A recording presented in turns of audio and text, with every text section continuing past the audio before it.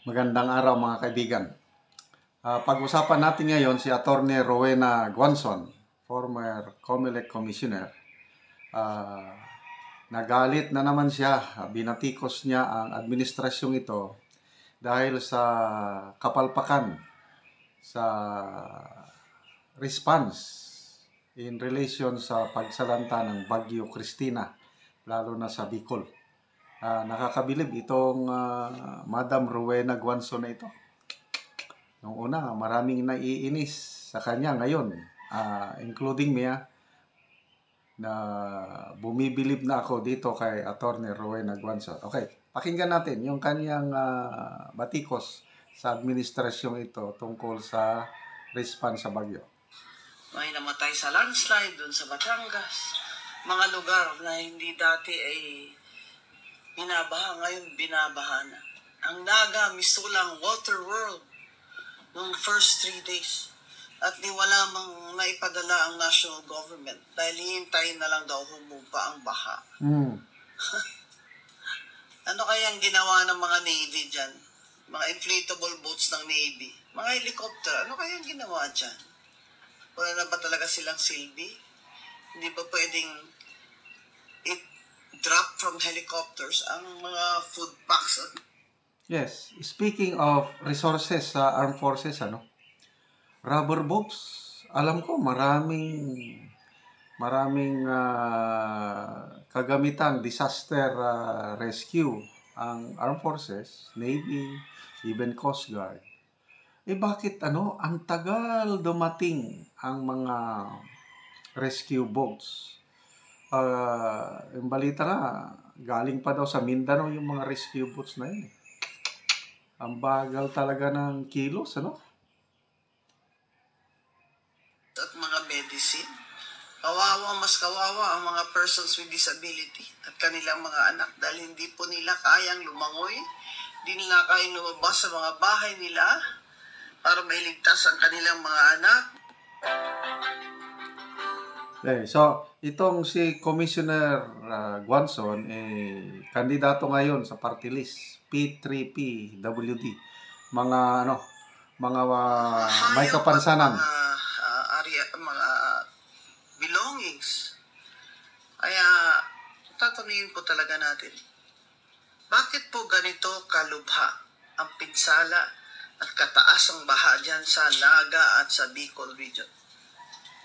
Dahil po, ang mga rason ay marami. Isa na dyan, yung walang tigil na quarrying. Yun. Quarry ng quarry, hukay ng hukay. Kaya yung tubig po ay wala ng Ay dyan nagmimistulang flood basin. At pag yan ay umapaw, ay talagang wala nang lalabasan ang tubig. Yung flood control projects na bilyon-bilyon, nasaan na? Yan ang dapat tinatanong natin. Dapat iniimbestigayan ng Congress kung saan napunta na yung flood control na yan at ipatawag nila by special audit ang Commission on Audit. Saan napunta? Paano ginawa? Paano nila ginawa at ginastos at bakit ganyan pa rin? Misto lang walang solusyon ng pagbabaha habang bawat bagyo saan. Okay. Speaking of flood control project, billions of pesos.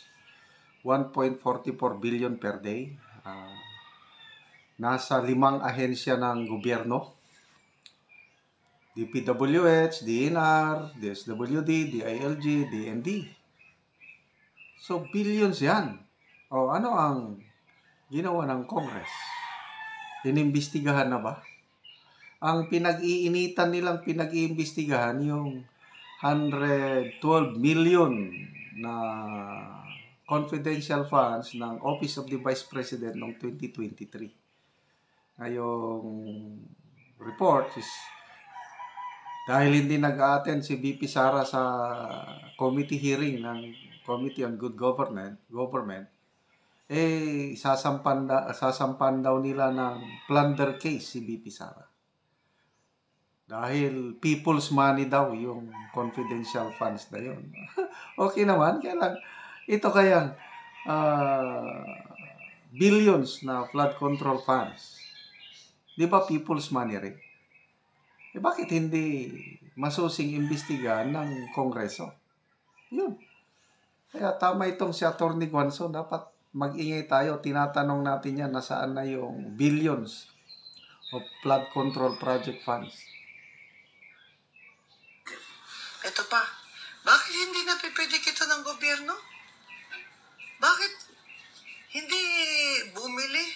Kagaya ng Japan na may days ahead na pipredict na saan ba hahagupit ang bagyo. At pinipredict na kung gaano kataas ang tubig na hindi maipapalabas o magiging sanhi ng baha. Ayuda na lang tayo ng ayuda, antayin na lang bawat baha. Speaking of prediction, sa interview ni Ted Filon sa DOST Secretary Solidum, napag-alaman doon na 5 days in advance, nag-warning na ang Pag-asa. Ang problema, hindi ata naintindihan o hindi binasa. Wala lang kasi sabi ng Pangulo is, we can do nothing about it. We just sit and let it pass. Papasok na lang tayo pagkatapos ng sakuna. Ganun ang mindset. Wala talaga kumpiyansa. Hindi na natuto. Kaya kawawa talaga ang taong bayan pagdating ng mga sakunang ganito. Yun ang solusyon? Kaysa Ayuda. maging prepared. Tulungan ang tao maging prepared sa mga baha na ito. Hindi naka-prepare. Ang taga Bicol, kahit naka-prepare sila for 7 days, hindi na kaya. Gutom na sila on the 3rd day. Dahil wala namang nagbibenta na.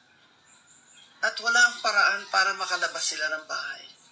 Hindi lamang po doon, Batangas, na dati ay walang baha po dyan sa Batangas.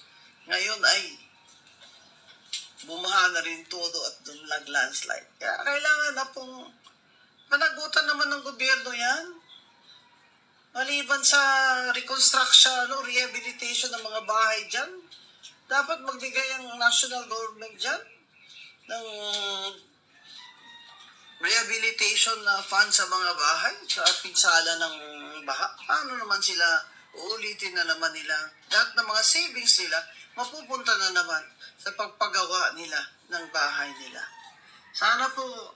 Okay, so speaking of transparency and accountability, maganda po yung pronouncement ni Senate President Escudero, Aabangan natin ito.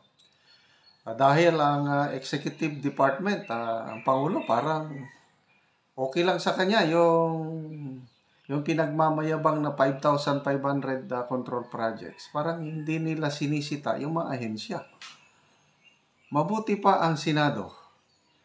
Dahil ang Senate President nagpahayag na we will demand accountability and transparency.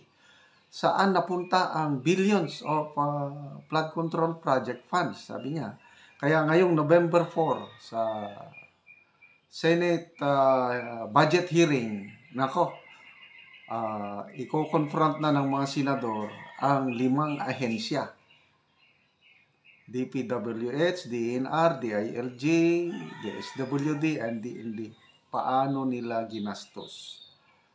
Paano nila in-implement ang mga projects? Kaya, panahon na para malaman ng taong bayan saan napupunta yun. Grabe, ang laki. People's money.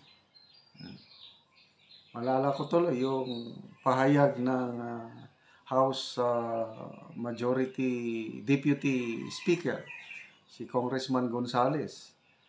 Yun daw, 125 million intelligence o confidential funds ng Office of the Vice President.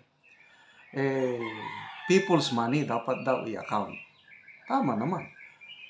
Bakit ang pinag-iinitan lang yung Office of the Vice President na confidential funds? Bakit ito ang laki? 1.44 billion per day, per day yan. So, in 1 year, di halos 400 billion.